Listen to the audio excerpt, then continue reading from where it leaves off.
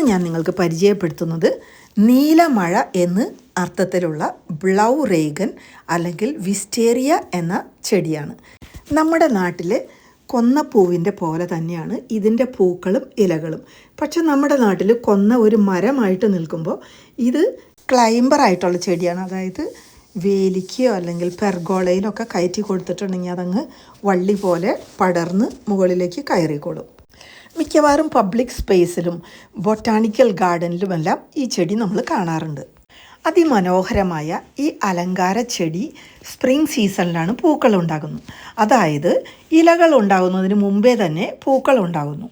പൊതുവെ 3 തരത്തിലുള്ള വിസ്തേരിയ ചെടികളാണ് നമ്മൾ കണ്ടുവരുന്നത്.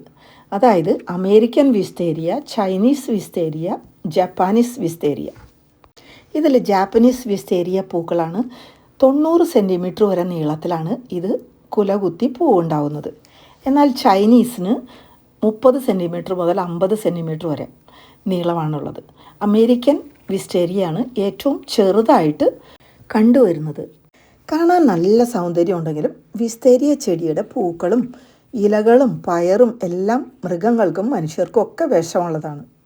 ഈ ചെടിയുടെ പൂക്കൾ ജാപ്പാനീസ് വിസ്തേരിയ റൈറ്റ് സൈഡിലേക്കും ചൈനീസ് വിസ്തേരിയ ലെഫ്റ്റ് സൈഡിലേക്കുമാണ് വളരുന്നത് എന്നാണ് പറയപ്പെടുന്നത്. അതായത് ആൻറ്റി ക്ലോക്ക് വൈസും ക്ലോക്ക് വൈസും. നമ്മളിവിടെ റോഡ് അരികിൽ കാണുന്ന ഈ ചെടികൾക്ക് നല്ല പഴക്കമുണ്ടെന്ന് തോന്നുന്നു. കാരണം ഇതിൻ്റെ സ്റ്റെമ്മ് തന്നെ നല്ല കട്ടിയുള്ളതാണ്. അതുപോലെ ഈ ചെടിക്ക് സപ്പോർട്ടായിട്ട് മെറ്റൽ ഫ്രെയിം റോഡിന് 2 അരികിലുമായിട്ട് വെച്ചിട്ടുണ്ട്.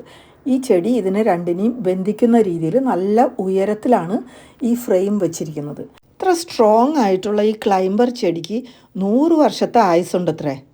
ഏപ്രിൽ മാസം മുതൽ ജൂൺ മാസം വരെ ഈ ചെടി പൂക്കളുണ്ടായാൽ അതിനുശേഷം വീണ്ടും ലേറ്റ് സമ്മറിലും ഇതിന് പൂക്കളുണ്ടാകുന്നു. അങ്ങനെ പൊതുവെ ഒരു അലങ്കാര ചെടിയായിട്ടാണ് ഇവിടെ യൂറോപ്പിൽ പല രാജ്യങ്ങളിലും വിസ്റ്റേരിയ കാണുന്നത്.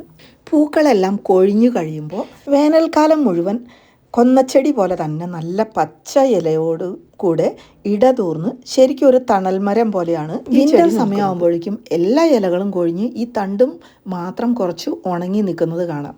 അതിനുശേഷം വീണ്ടും സ്പ്രിംഗ് സീസൺ ആകുമ്പോഴേക്കും ആദ്യം തന്നെ പൂക്കളും പിന്നീട് സൂര്യപ്രകാശത്തിൻ്റെ ഏറ്റക്കുറച്ചിലനുസരിച്ച് ഇലകളും വളർന്നു വരുന്നു. അങ്ങനെ വസന്തകാലത്ത് ചെറി പൂക്കളും മഗ്നോളിയ പൂക്കളും പോലെ തന്നെ വളരെ പോപ്പുലറായ ഒരു അലങ്കാര ചെടിയാണ് വിസ്റ്റേരിയ. Thank you.